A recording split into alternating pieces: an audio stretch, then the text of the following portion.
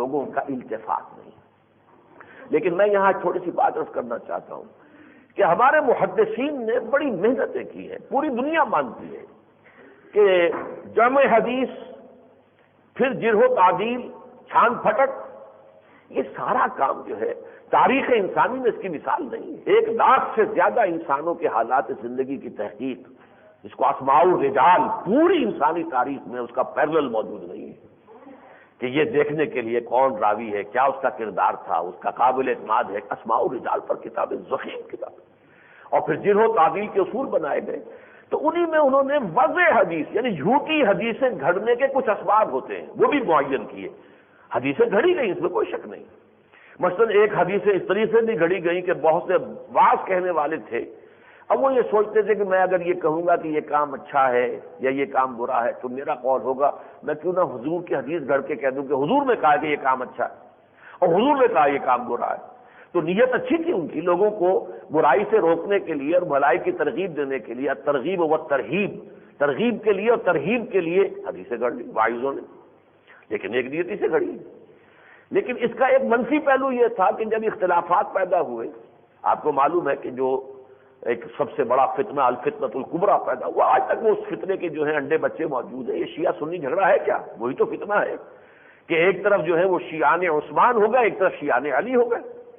شیعان علی اور شیعان عثمان کی جو چپتلش ہوئی ہے اور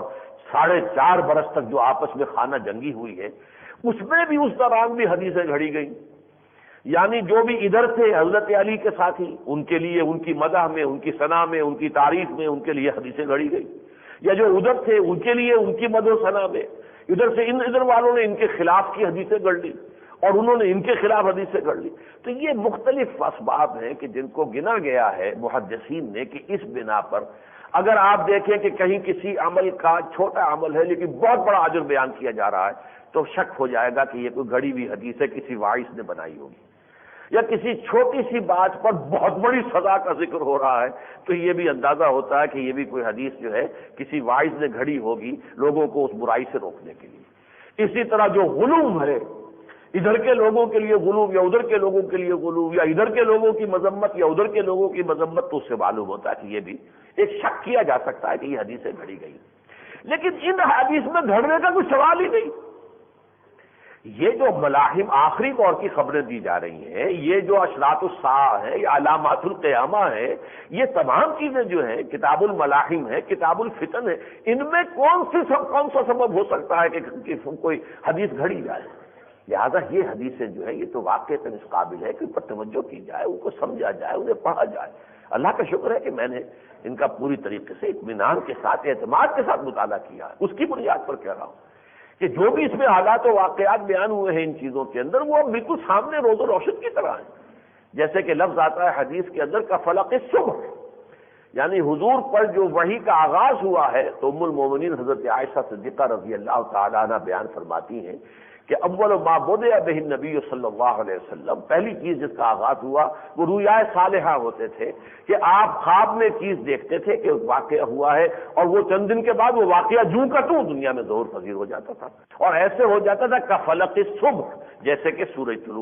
جیسا کہ صبح جو ہے طلوع ہوتی ہے، اس طریقے سے وہ واقعہ جو ہے وہ عالم واقعہ کے اندر پیش آ جاتا تھا۔ اب اس کا مطلب یہ ہے کہ یہ اس عالم بشریت سے اوپر اٹھ کر عالم ملکیت، فرشتوں کے عالم کے ساتھ کوئی ربط قائم ہو چکا ہے کہ وہاں جو فیصلے ابھی ایگزیکیوٹ ہونے کے لیے دیے گئے ہیں فرشتوں کو کہ 3 دن کے بعد یہ واقعہ ہونا ہے، فرشتوں کو تو آرڈر ہے نا،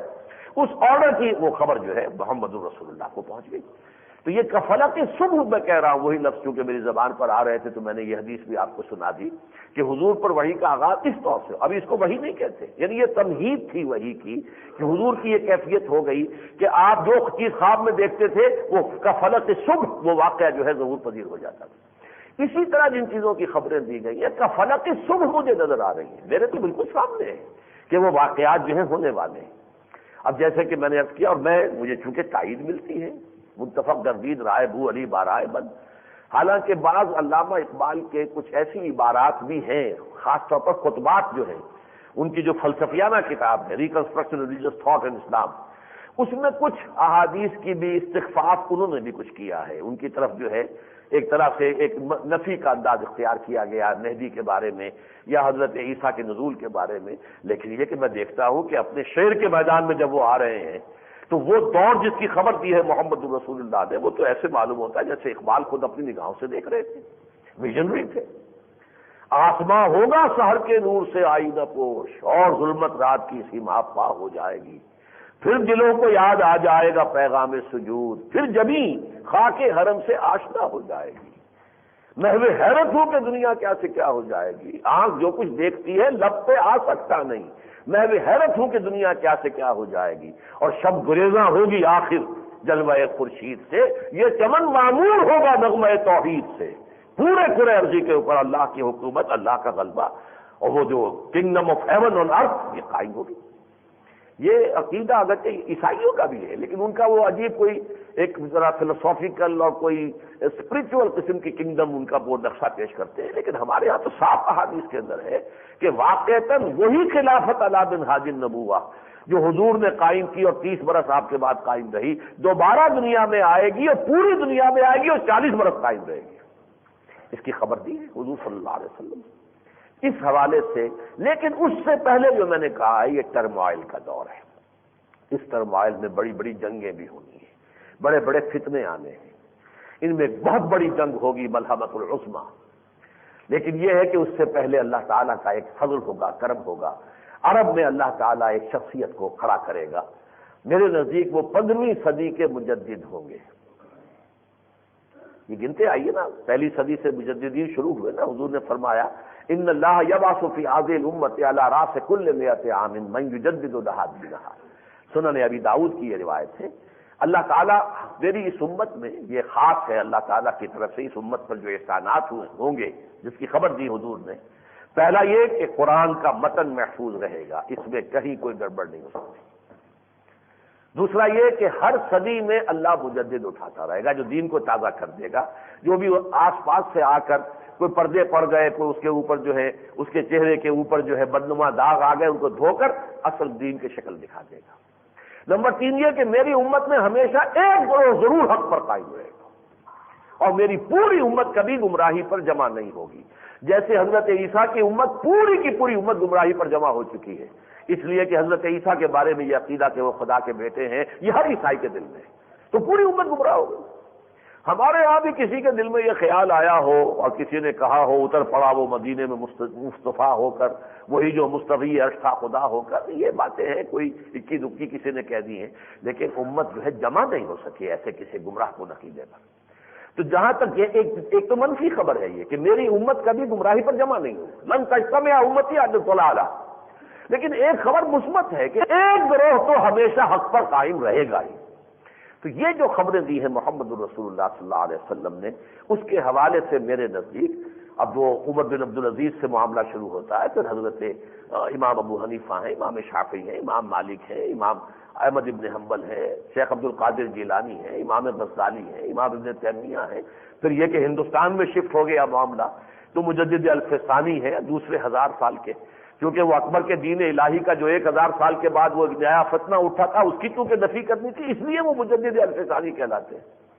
پھر شاہ ولی اللہ دہلوی ہیں 12ویں صدی کے، سید احمد بریلوی ہیں 13ویں صدی کے، شیخ الہند مولانا محمود حسن ہیں 14ویں صدی کے. 15ویں صدی اب شروع ہو چکی ہے اور 15ویں صدی کے اندر جو اب مجدد اٹھیں گے وہ حضرت مہدی ہوں گے.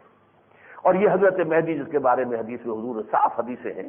کہ میری نسل میں سے ایک شخص قیامت قائم نہیں ہو سکتی، وہ حدیث میں آپ کو پچھلی مرتبہ سنا چکا ہوں، جب تک کہ میری نسل میں سے ایک شخص عرب کے اوپر حاکم نہیں ہو جائے گا. آج تک تو نہیں ہوا، اس لیے کہ ظاہر بات ہے کہ چاروں خلفائے راشدین جو تھے وہ بھی حضرت حضور کی نسل سے تو نہیں تھے.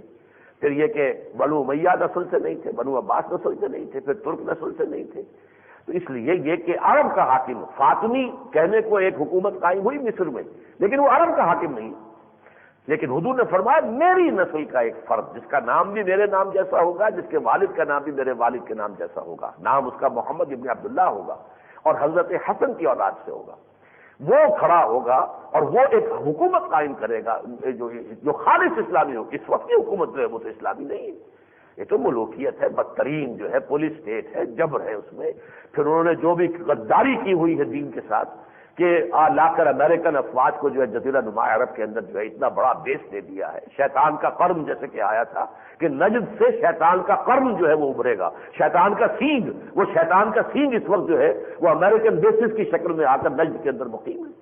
وہاں ان کے جھنڈے لڑے ہوئے ہیں، وہاں ان کے صومعے ہیں، ان کے کلیسا ہیں، ان کے سینیگوگز ہیں، یہودی اور عیسائی آئے ہیں وہاں پہ ڈنکے کی چوٹ، اور ان کے وہاں پر، اور وہ تو بہت پہلے سے تیار ہو رہے تھے جو ان کے لیے ہم سوچا کرتے تھے جب جاتے تھے عمرے وغیرہ کے لیے، اتنے بڑے پیمانے پر یہ جو کنسٹرکشن ہو رہی ہے کس لیے ہو رہی ہے؟ جدے اور مکے کے درمیان وہ تو عام ہم آدمی کو بھی نظر آتے تھے، یہ سب ان کے لیے پذیرائی تھی کہ یہ آئیں گے اور ان کے لیے اڈے بن گئے تھے۔ یہ سارا کام جو ہے، لیکن یہ کہ یہ دور ختم ہوگا، اور جیسا کہ حضور نے فرمایا ایک بادشاہ کے انتقال کے بعد ایک خانہ جنگی شروع ہو جائے گی عرب میں۔ میرے نزدیک اللہ عالم، ظاہر بات ہے کہ میں 100% یقین سے تو نہیں کہہ سکتا، لیکن میں جس کو کہتا ہوں کہ گمان غالب، وثوق جو ہے اس کے ساتھ کہہ رہا ہوں، شاہ فہد کے بعد یہ ہونا ہی ہونا ہے۔ اس لیے کہ جیسے امریکہ نے ولی عہدیہ تبدیل کروائی ہے عین وقت پر، شاہ حسین کی ولی عہدی تبدیل کرائی، بھائی کے بجائے بیٹے کو بنایا، جو ان کا زیادہ سوج ہے، بھائی کے بارے میں اندیشہ ہوگا کہ شاید ہمارے اشاروں پہ پوری طرح حرکت نہ کرے۔ اس طرح بحرین کا جو ہے وہ خلیفہ جو تھا اس کا بھی تبدیل کرایا عین وقت پر۔ یہ جو امیر عبداللہ ہے اس کو بھی یہ امریکی پسند نہیں کرتے، انہوں نے کوئی گڑبڑ کیا، اور وہ سعودی عرب کی روایات سے اس طرح واقف نہیں، وہ سمجھتے جیسے شاہ حسین کا معاملہ آسانی سے ہو گیا یا امیر بحرین کا معاملہ آسانی سے شاید ایسی طرح ہو جائے، لیکن نہیں، یہاں خانہ جنگی ہو کر رہے گی۔ عبداللہ کے پاس جو ہے